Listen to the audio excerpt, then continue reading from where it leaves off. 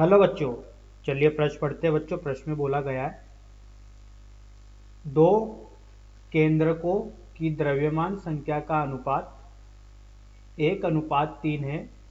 उनके केंद्रों के घनत्व का अनुपात होगा। पहला विकल्प है 1:3, दूसरा विकल्प है 3:1, तीसरा विकल्प है 3 सही 3 की घात 1/3:1, चौथा विकल्प है 1:1। तो आइए बच्चों प्रश्न के लिए सर्वप्रथम मुख्य उदाहरण की चर्चा करते हैं। मुख्य उदाहरण तो देखिए बच्चों, अगर बात की जाए किसी भी नाभिक के लिए, तो नाभिक में बच्चों प्रोटॉन और न्यूट्रॉन उपस्थित होते हैं बच्चों। इस नाभिक का बच्चों आकार और आकृति होती है। इस वजह से बच्चों इसकी जो त्रिज्या दी जाती है R बराबर R0 1/3 से। अब देखिए बच्चों, अगर यहाँ पर बात की जाए R0 नियतांक होता है जिसका मान होता है 1.2 फर्मी। ए बच्चों द्रव्यमान संख्या होती है उस नाभिक की जिस नाभिक के लिए चर्चा की जा रही है, या द्रव्यमान भार होता है बच्चों।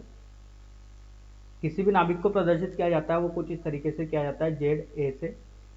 ए द्रव्यमान और भार होता है बच्चों, जेड परमाणु क्रमांक होता है, परमाणु क्रमांक।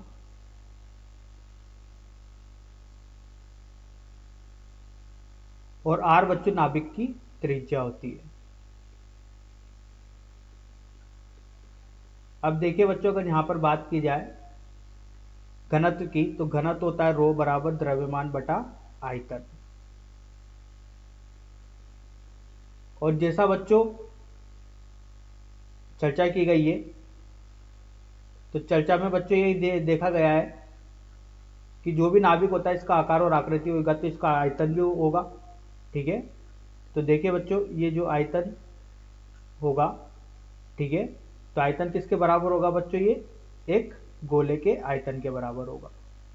तो देखिए बच्चों, इस मुख्य उदाहरण के आधार पर प्रश्न को हल करते हैं।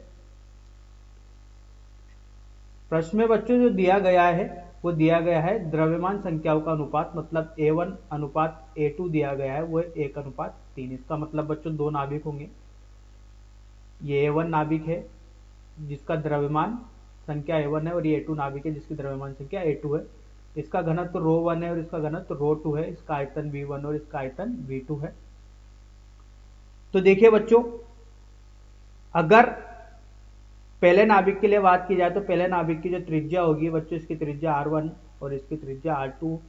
तो देखिए बच्चों, अगर नाभिक पहले के लिए देखा जाए तो ये होगा R0 A1/1/3।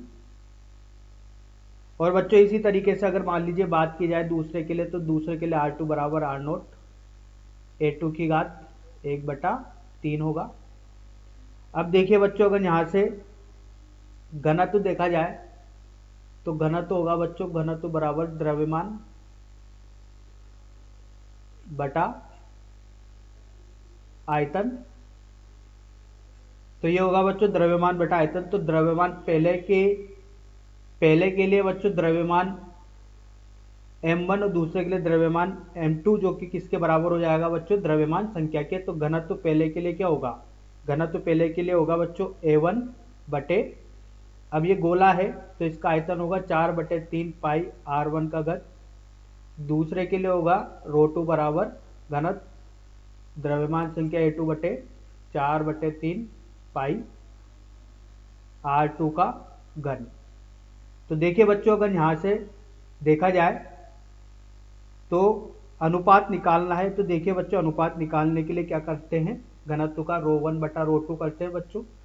तो ρ1 के लिए A1 का मान था बच्चों A1 बटे 4/3 पाई R1 का घन, ρ1 का मान, और ρ2 का मान बच्चों A2 बटे 4/3 पाई R2 का घन।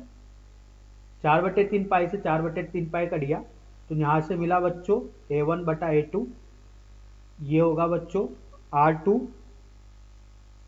ये किसके बराबर होगा बच्चों? R2 का घन, सॉरी माफ कीजिएगा बच्चों, यहाँ पर गुणा में आएगा, ये गुणा R2 का घन बटे R1 का घन।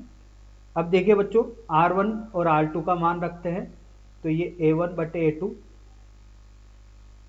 तो ये होगा बच्चों R0 का घन बटे R0 का घन, और ये हो जाएगा A2 बटे A1।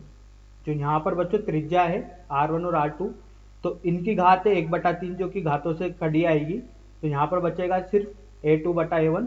तो इससे भी कट गया बच्चों, ये इससे कट गया, तो यहाँ से ρ1 बटा ρ2 का अनुपात क्या मिला, 1/1। तो ρ1 अनुपात ρ2 हो गया बच्चों 1:1। तो बच्चों यही प्रश्न का उत्तर है। देखते हैं बच्चों सही विकल्प, चौथा विकल्प सही। आशा करता हूँ आपको यह समझ में आया होगा। धन्यवाद।